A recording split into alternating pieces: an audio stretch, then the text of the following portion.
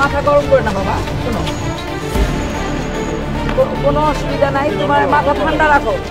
26শে June বৃহস্পতিবার থেকে শুরু হয়েছে 2024 সালের এইচএসসি ও সমমানের পরীক্ষা। কিন্তু ঠিক প্রথম দিনেই ঘটে গেছে একটি ঘটনা যা আমাদের পুরো শিক্ষা ব্যবস্থা ও মানবিকতা নিয়ে নতুন করে ভাবতে বাধ্য করে। রাজধানীর সরকারি মিরপুর বাংলা কলেজ কেন্দ্রের সামনে দাঁড়িয়ে এক পরীক্ষার্থীর কান্নার ভিডিও এখন সোশ্যাল মিডিয়ায় রীতিমতো ভাইরাল। কেন সে কাঁদছিল? মেয়েটির নাম আনিসা। সে কাঁদছিল কারণ সে ওই দিনের বাংলা প্রথম পত্রের পরীক্ষায় অংশ নিতে পারেনি, মাত্র কয়েক মিনিট দেরি হওয়ায়। কিন্তু পেছনের কারণটা আরো বেদনাদায়ক। মেয়েটির বাবা নেই, মা গুরুতর অসুস্থ, স্ট্রোক করেছেন। মেয়েটি মাকে হাসপাতালে ভর্তি করিয়েই পরীক্ষা কেন্দ্রে ছুটে এসেছিল, কিন্তু ঢুকতে দেওয়া হয়নি।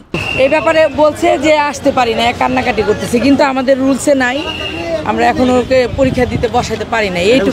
এই একটুখানি দেরি কি সত্যিই তার অপরাধ? কিন্তু মন্ত্রণালয়ের উপদেষ্টা সিআর আবরার জানিয়েছেন বিষয়টি গুরুত্ব সহকারে দেখা হচ্ছে। মানবিক বিবেচনায় পরীক্ষাটি বিশেষভাবে নেওয়া যায় কিনা সেটা বিদ্যমান আইন ও নীতিমালার মধ্যে থেকে খতিয়ে দেখা হচ্ছে, তবে এখনো নিশ্চিত সিদ্ধান্ত জানানো হয়নি। এই ঘটনা শুধু একটি ব্যতিক্রম নয়, এটা অনেক প্রশ্ন তুলে দেয়। আমাদের শিক্ষা ব্যবস্থায় কি পর্যাপ্ত মানবিকতা আছে? সময় মতো কেন্দ্রে না এলে পরীক্ষা দেওয়া যাবে না, এই নিয়ম কি সব পরিস্থিতিতে প্রযোজ্য হওয়া উচিত?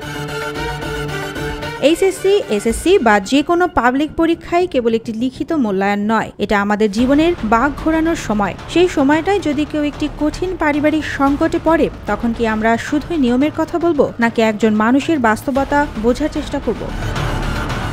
এই ঘটনাটির প্রতি শিক্ষা মন্ত্রণালয় কিভাবে সাড়া দেয় সেটা শুধু একটি ছাত্রের ভবিষ্যৎ নয়, বরং আমাদের পুরো শিক্ষা ব্যবস্থার মানবিকতার মানদণ্ড হয়ে থাকবে। সুবর্ণা মেহজাবিন, দেশকাল নিউজ।